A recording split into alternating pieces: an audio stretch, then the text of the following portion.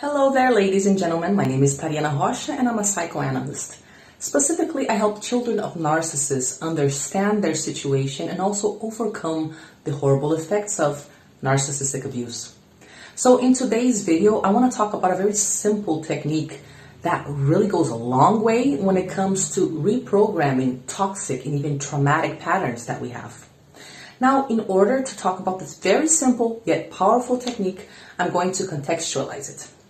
I used to have a client that would feel very strong emotions for unavailable partners. As a matter of fact, this client would notice that if people were loving and accepting, and if there was reciprocity in the relationships, she would get turned off.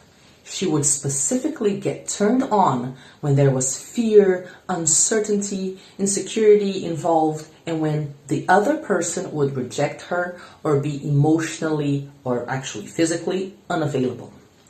Now, it really confused her because she kept getting into these patterns of getting super horny around these neglectful, abusive, toxic people. And she could even see the situation repeating itself over and over. Now, as we went into therapy and we talked it through, she understood that all of us have the need for love. Yet, each and every one of us has a different reference of what love is. That personal reference of what love is oftentimes is created in the first few years of life, but even well into adolescence. What this means is that whatever we experienced in our family home, in the place where we grew up in, as being loved, whatever people did and then told us that they did it because they loved us, that becomes a reference of love. And then our brain that needs love is like, okay, so I'm going to get some of that reference because I need love, right? The problem is when you come from a toxic household and what people told you was love was neglect, abuse, gaslighting, constant invalidation of your needs, of your existence, of your individuality, or even terror, or just, I don't know, maybe there was nobody there, right?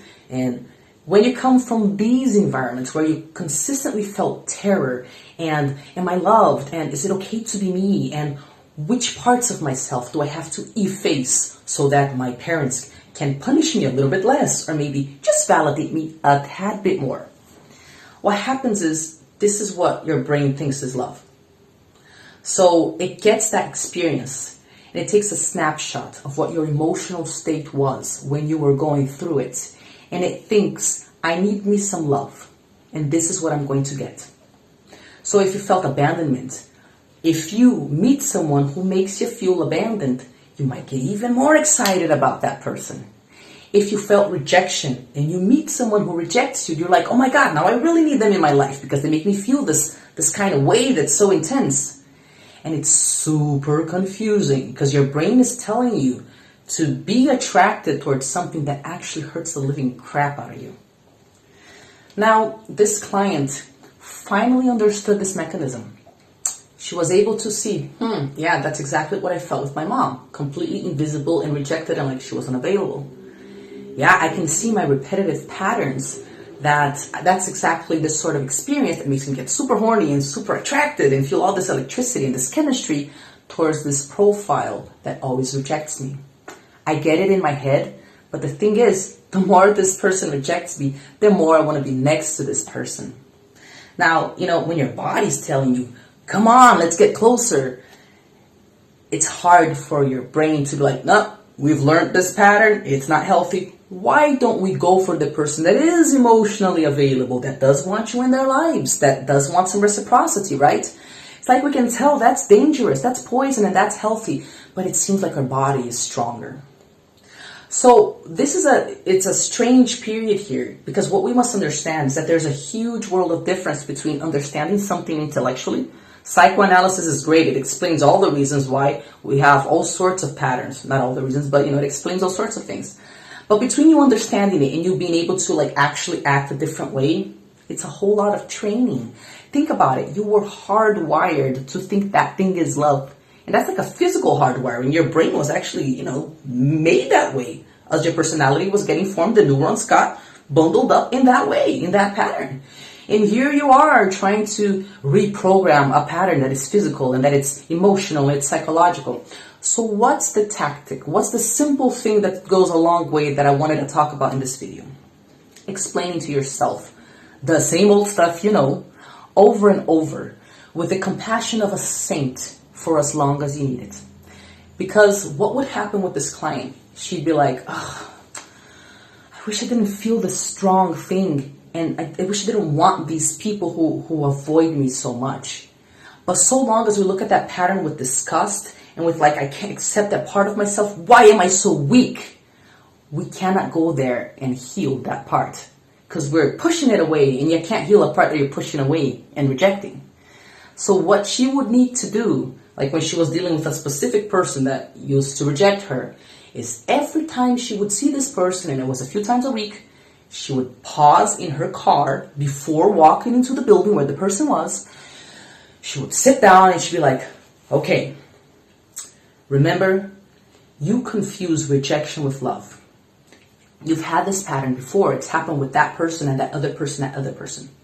This pattern is being reactivated right now with the person that's in that building. You're going to want to be next to them the more they reject you. This is going to cause that pattern of pain you've felt your whole life for decades.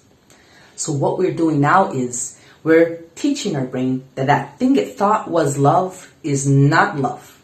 And we're going to give it some new healthy examples. And I'm going to do it by making healthy choices. A healthy person isn't going to choose the person that isn't available. I'm going to walk into that building and I'm going to look at who I actually want to be in my life and who also wants me. When I meet, we lock eyes. When there's reciprocity, even though my body's like, oh, I want that guy, that person rejects me, I am going to tell myself, I am going to create healthy relationships, and a prerequisite for a healthy relationship is reciprocity. So this is where I'm going to jive. This is where my energy is going to go. And she needed to do this over and over and over and over and over, week in, week out, month in, month out, until her body stopped taking over her and just forcing her to throw herself at this unavailable person. And until she had created enough space between her grounded mind and that impulsive, needy child that needed some of that love, right? And then she was able to choose a different behavior. So you see, we understand stuff, but then we still can't act differently. And our bodies get activated according to the old pattern, and then we get all disappointed. Instead of being like, why? Why is this pattern still here? Be the person who's so freaking patient that you explain it to yourself over and over and over again, as many times as you need. And in doing so, you can paint a real picture of what's happening. Now get lost in La La Land and consciously choose which action, which behavior, which attitude you are going to have in this situation. Because if before you acted in a reactive way, in a pre-programmed way that took over you, as you explain to yourself the pattern over and over again, you can now create some space of groundedness and choose a different pattern. So she started doing that. She started explaining to herself, I'm going to go for the people where there's mutual interest. I'm going to invest it there. And then she was able to observe that it was a lot healthier and more emotionally nurturing to be with those other people. And then she was able to get a concrete confirmation from life that there are relationships for her. She doesn't have to settle for that. But through a whole lot of patience and explaining the same thing over and over again. So that's what I wanted to tell you. It's super simple, but it's so powerful. And it's easy to use. Basically, every time you get anxious or angry at yourself for dealing with the same pattern, turn the switch.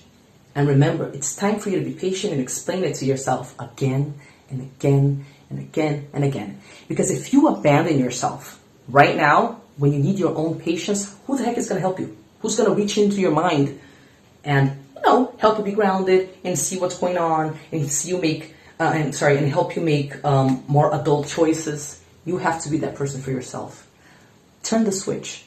Knowing patience with your process. Turn the switch. Explain it to yourself again and again. And in 6 months' time, again. And in 10 months' time, again. You know, I deal with certain voices nowadays that I used to deal with when I was 16 years old. Now, if I hadn't gone through the effort of, through all these years, explaining it to myself, to explain to me what the reality of the situation was and choosing something better, I'd still be stuck in that pain. You can't reject part of your pain and think it's going to go away. You got to be patient and explain it. Explain whatever you need to explain to yourself until the pain can transform into a new pattern. Okie dokie, that's what I wanted to tell you guys. Please let me know in the comments below what you thought about this video. Do you use this technique? Are you patient with yourself? Do you explain it to yourself over and over? Give me some video ideas you'd like to have me approach, and some subjects you'd like to have me talk about here. Follow me on YouTube if you're watching this on YouTube. And if you're on Instagram, then share this video. It might be useful for somebody. And let me know in the comments below how this video impacted you.